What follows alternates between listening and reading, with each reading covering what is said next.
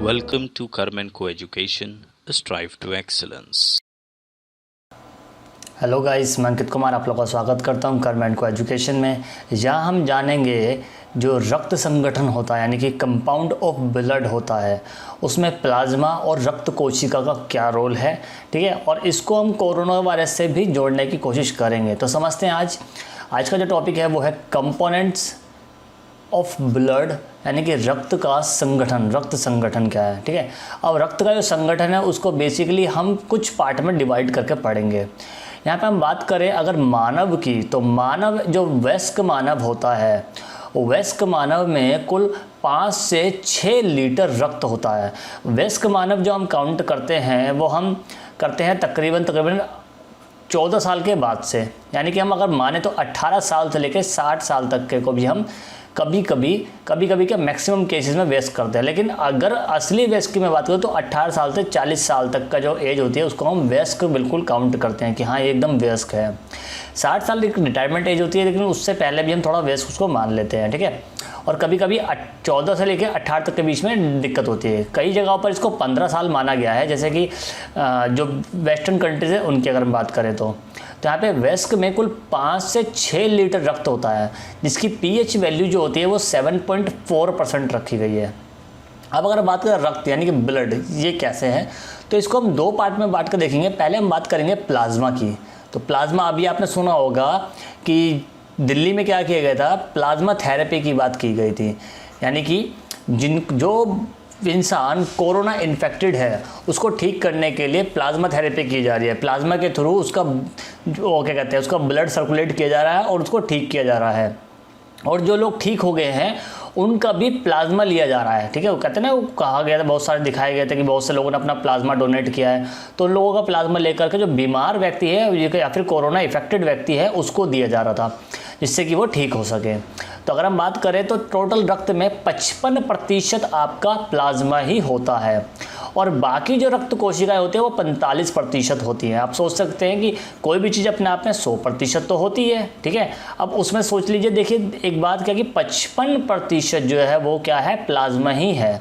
अब इस प्लाज्मा में हम जैसे मानते हैं कि पानी भी होता है, तो पानी इस 55 में 90% पानी होता है और 10% अन्य पदार्थ से मिलकर बनता है प्लाज्मा हमारा। ठीक है, अब अगर रक्त कोशिका की बात करें तो रक्त कोशिका हमारे यहाँ पे 3 टाइप की होती है। इसको 3 टाइप में हम डिवाइड करते हैं।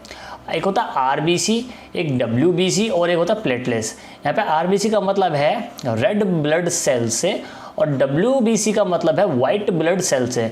और प्लेटलेट्स आपकी जो प्रकार की प्लेटलेट्स होती हैं, जो जैसे आपने देखा डेंगू में प्लेट्स गिर जाते हैं, उसकी बात कर रहे हैं यहाँ पर। तो सबसे ज़्यादा किस तरह से होती हैं? सबसे ज़्यादा आरबीसी होती हैं, फिर प्लेटलेट्स होती है, फिर उसके बाद डब्ल्यूबीसी का नंबर आता है। और अगर हम प्लाज्मा में बात करें तो प्लाज्मा में एक फाइब्रोनोजेन प्रोटीन होता है। ये क्या करता है, ये आपका रक्त का थक्का जमाने में मदद करता है। जैसे ब्लड क्लॉटिंग इसको हम कहते हैं। मान लीजिए कि आपको कहीं चोट लग गई और चोट लगने में जो आपके त्वचा उस पर स्क्रैचेज लग जाते हैं, ठीक है, फिर हल्का हल्का ब्लीडिंग होने लग जाती है वहाँ से। तो ये क्या करता है, फाइब्रोनोजेन प्रोटीन जो होता है, ये प्रोटीन ये करता है उस पर रक्त को वहीं पे मतलब कोगुलेट करता है, ब्लड को वहीं पर जमाता है, प्लॉटिंग करता है उसकी। ठीक है, और वहीं पर रोकता है उसको। तो इसमें क्या है, इसको बोलते हैं रक्त का थक्का जमना। और कई बार क्या होता है, अंदरूनी चोट लग जाती है तो वहाँ पर आपको तो बहुत सारा नीला नीला सा पड़ जाता है, तो भी होता है कि आपका वहाँ पर रक्त जमा हो जाता है। ठीक, अब ये एक और काम करता है, ताप नियंत्रित भी रखता है और घाव भरने का भी काम करता है। क्योंकि मैंने दिखाया अभी आपको कि इस पर पपड़ी सी चढ़ने लग जाती है, रेशे से बनने लग जाते हैं धीरे धीरे आपकी चोट के ऊपर, फिर पपड़ी चढ़ने लग जाती है। तो ये सारे काम करता है। अब देखो, ताप नियंत्रित करता है, क्योंकि आपने देखो कोरोना के अंदर सबसे बड़ी प्रॉब्लम क्या है कि तापमान आपका बढ़ जाता है, तो उसको नियंत्रित करता है आपका प्लाज्मा। और प्लाज्मा के अंदर क्या आपका खासतौर पर करता है, ये फाइब्रोनोजेन जो प्रोटीन है ये करता है। ठीक है, और घाव को भरने की, खैर कोरोना में कोई घाव तो होता नहीं है, लेकिन फिर भी ताप को नियंत्रण करने में बहुत ज़्यादा मदद करता है ये आपका। ठीक है, अगर हम बात करें आगे, आप देखते हैं इसमें थोड़ा सा, देखिए ये आपके हैं रेड ब्लड सेल, जिसको हम आरबीसी बोलते हैं। ये आपके वाइट ब्लड सेल ऐसे दिखते हैं कुछ, और ये होते हैं आपके इस प्रकार के कुछ प्लेटलेट्स। ठीक है, इनका जो साइंटिफिक नेम है वो मैंने यहाँ लिखा है, इनको आप पढ़ सकते हो। थोड़ा प्रोनाउंसिएशन में प्रॉब्लम होती है तो इसको आप खुद ही से पढ़ लीजिएगा। ठीक है, क्योंकि अजीब सी आती है थोड़ी प्रोनाउंसिएशन। अब बात करते हैं, पहले रेड ब्लड सेल की बात करते हैं। ठीक है, जो लाल रक्त कण है इसको देख लेते हैं क्या है। देखिए लाल रक्त कण में क्या होता है, सबसे बड़ी बात क्या है, मानव शरीर के रक्त में आरबीसी की मात्रा पूरी 90% होती है। पूरे शरीर की अगर हम बात करें तो 90% जो है वो रेड ब्लड सेल्स ही हैं, और इनका जो टोटल जीवन काल होता है वो 120 डेज का होता है, ठीक है, 120 दिन का होता है रेड ब्लड सेल का जीवन काल। और रेड ब्लड सेल का जो निर्माण होता है वो होता है किसमें, बोन मैरो में।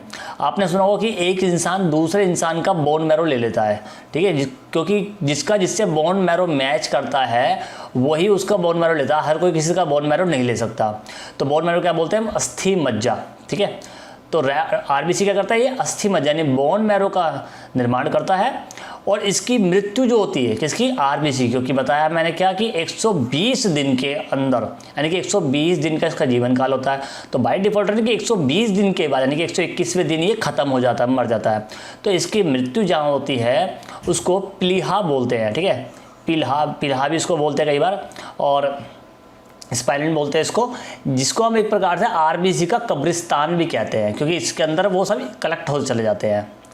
आरबीसी का काम क्या होता है, आरबीसी का कार्य होता है ऑक्सीजन और कार्बन डाइऑक्साइड का संवहन करना, ठीक है। ये ऑक्सीजन और कार्बन डाइऑक्साइड का संवहन करता है, क्योंकि आप लोग क्या करते हो, ऑक्सीजन लेते हो और कार्बन डाइऑक्साइड छोड़ते हो, ठीक।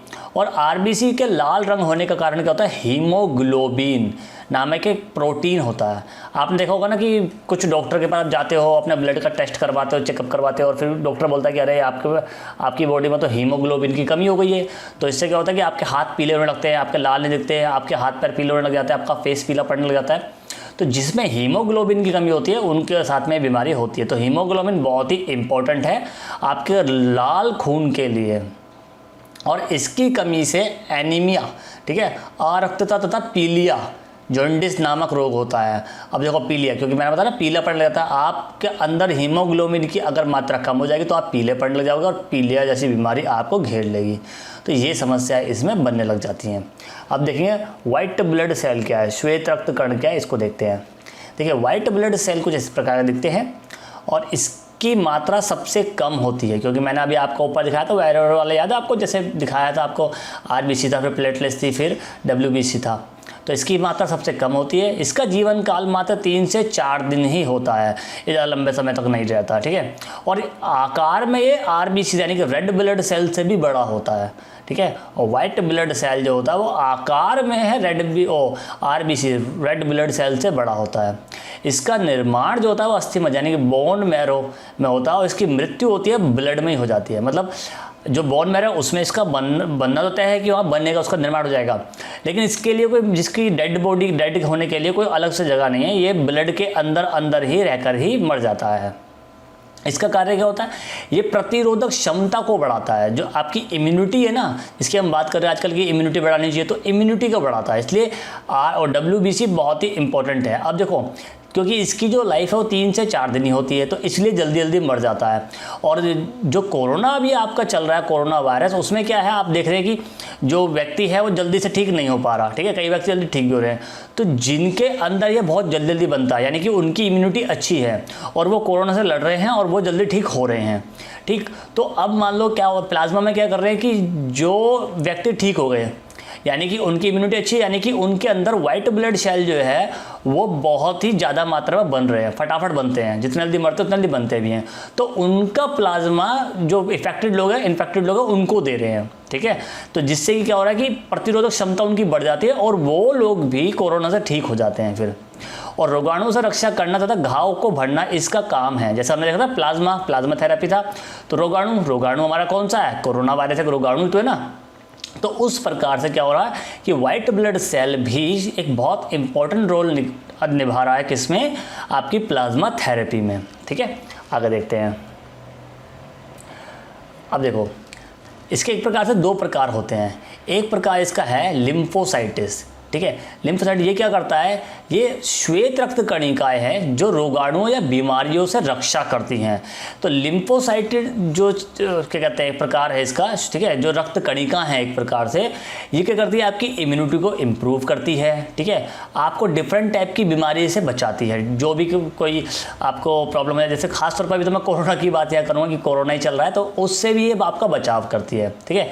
साथ में क्या है इसका, मोनोसाइट्स है, ये लार्जेस्ट सेल ऑफ बॉडी होता है जो घावों को भरने में मदद करता है। अब ये जो पार्ट है ये वाला, इसको हम इतना ज़्यादा कहाँ पर कंसिडर नहीं कर रहे हैं, लेकिन लिम्फोसाइट जो ये हमारे लिए इंपॉर्टेंट है, क्योंकि ये क्या कर रहा है, ये रोगाणुओं से क्या कहते हैं बीमार आपकी रक्षा कर रहा है। यानी कि जो शरीर आपके शरीर में कोरोना वायरस फैल रहा है ये उसको कंट्रोल करने की कोशिश करता है पूरी तरीके से, कि वो कंट्रोल हो जाए और इम्यूनिटी आपकी डेवलप हो जाए, जिससे कि आप कोरोना से लड़ सको। और एक अच्छी वैक्सीन जो हमारे डॉक्टर साइंटिस्ट रिसर्च कर रहे हैं वो भी इसी के ऊपर रिसर्च कर रहे हैं कि किस प्रकार से इम्यूनिटी के थ्रू आप एक अच्छी वैक्सीन डेवलप कर सके और फिर उसका टेस्ट कर सके। और जो टेस्ट भी होगा वो इसी प्लेटफॉर्म पे ही होगा। अब WBC की कमी होने से वाले रोग क्या है, इससे देखिए HIV वायरस का भी खतरा होता है जब आपके अंदर वाइट ब्लड सेल की कमी होती है।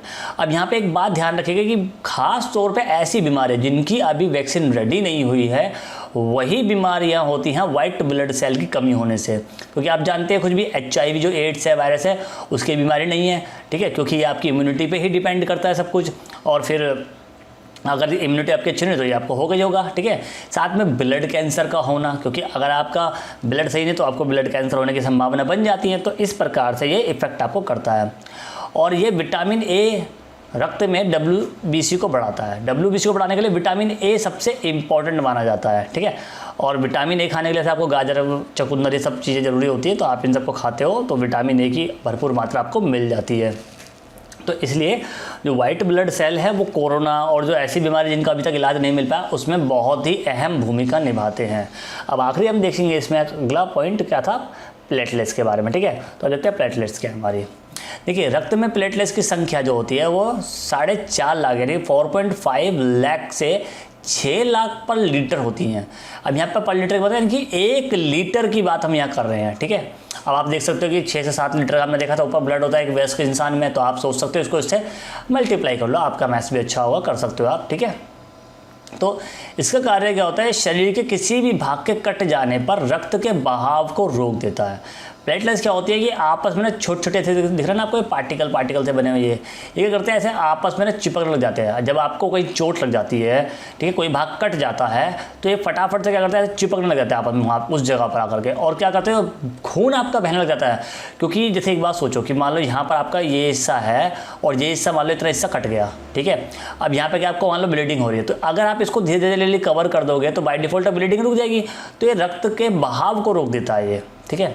और प्लेटलेट्स की मात्रा जो होती है वो चिकनगुनिया और डेंगू जैसी बीमारियों से एकदम से मतलब कम हो जाती है। आपने देखा होगा कि जब भी किसी को प्लेटलेट्स मतलब डेंगू होता है तो क्या कहते हैं उसके लिए कि यार इसकी प्लेटलेट्स कम होती जा रही है, गिरती जा रही है। तो जितनी प्लेटलेट्स गिरती हैं उससे क्या होता है कि आपकी एक तो जो रक्त है वो ठीक से आपका काम नहीं करता, ब्लड पंपिंग नहीं करेगा और भी बहुत सारे प्रॉब्लम होने लग जाती हैं, तो जिससे आपको कमी आने लग जाती है। अब खास तौर पर आपने देखा होगा एक ही मौसम चलता है जब आपको चिकनगुनिया जैसी बीमारी होती है और डेंगू जैसी बीमारी होती है। और ये जो बीमारी होती हैं ये एक इजिप्टिड नामक मच्छर के काटने से होती है। चिकनगुनिया में क्या होता है कि आपके छोटे छोटे चिकन पॉक्स टाइप के निकल आते हैं, ठीक। अब एक छोटा सा नोट यहाँ देख लीजिए, मानव शरीर में खून के ना जमने का कारण क्या होता है, हिपेरिन की कमी हो जाती है, ठीक है। अगर हिपेरिन की कमी हो जाती है तो मानव शरीर में खून नहीं जमेगा आपके, ठीक है। अगला है रक्त परिसंचरण तंत्र की बात करते हैं हम, ठीक, कि ब्लड सर्कुलेशन सिस्टम कैसा होता है। देखिए रक्त परिसंचरण का जो काम है वो हमारे शरीर में जो धमनियाँ होती हैं और शिराएँ होती हैं वो करती हैं। एक प्रकार से धमनिया की हम बात करेंगे और एक प्रकार से शिराएँ की बात करेंगे कि ये करती क्या है। तो पहले देखते हैं धमनी को। धमनी ऑक्सीजन युक्त शुद्ध रक्त को लंग्स से हृदय तक ले जाते हैं, यानी कि जो आपका लंग्स होता है, फेफड़ा जो होता है, वहाँ से क्या करते हैं वो जो रक्त होता है उसको हार्ट तक ले जाती है, ठीक है। और इसमें एक अपवाद क्या है, देखिए ये प्लमोनरी धमनी जो होती है, ठीक है, प्लमोनरी धमनी ये अशुद्ध रक्त ले जाती है ऑर्गन से लंग तक। क्या होता है, जो आपके ऑर्गन्स होते हैं, जो बॉडी के ऑर्गन्स होते हैं, वहाँ से लंग्स तक जो देखिए पूरी आप खाते पीते रहते हैं कुछ ना कुछ, तो उसमें इम्प्योरिटीज हो जाती है कुछ ना कुछ, वो जाता है आपके लंग्स तक। और लंग्स से रक्त जो प्योरीफाई रक्त होता है वो क्या होता है, धमनी जो होती हैं वो ले जाती है किस तक, हार्ट तक। और हार्ट फिर आपका जो है वो पंपिंग करता है। इसके बाद है शिराएँ। शिराएं अशुद्ध रक्त ले जाती हैं, ठीक है। जो धमनी तो शुद्ध रक्त ले जाते हैं, शिराएं अशुद्ध रक्त ले जाती हैं। और ये कहाँ ले जाती हैं? ये ऑर्गन से लंग्स तक ले जाती है। यानी कि एक पैटर्न है इसका भी कि ये वाला जो जाएगा यहाँ जाएगा एक तरह से, ठीक है। ये ऑर्गन से लंग्स तक ले जाती हैं। और इसमें भी अपवाद क्या है, जो पुलमोनरी है, इसमें क्या है, शुद्ध रक्त ले जाती है लंग्स से हृदय तक। सेम वही बात है, एक रिपीट हुआ इसके बाद में चीज़, ठीक है। तो समझ में आ गया आपको दोनों कि रक्त का परिसंचरण क्या होता है। और इसी परिसंचरण के हिसाब से आपका जो कोरोना वायरस है उसके जो मरीज हैं उनको ठीक करने की कोशिश की जा रही है, जिसमें प्लाज्मा थेरेपी बहुत अच्छा रोल निभा रही है। और इसी प्लाज्मा थेरेपी के ऊपर ही साइंटिस्ट इसका इलाज ढूंढने की कोशिश कर रहे हैं। आई होप आपको ये पूरा प्रोसेस समझ में आया होगा, और समझ में आया होगा तो थैंक यू वेरी मच। मिलते हैं नेक्स्ट वीडियो में, तब तक के लिए goodbye and God bless you.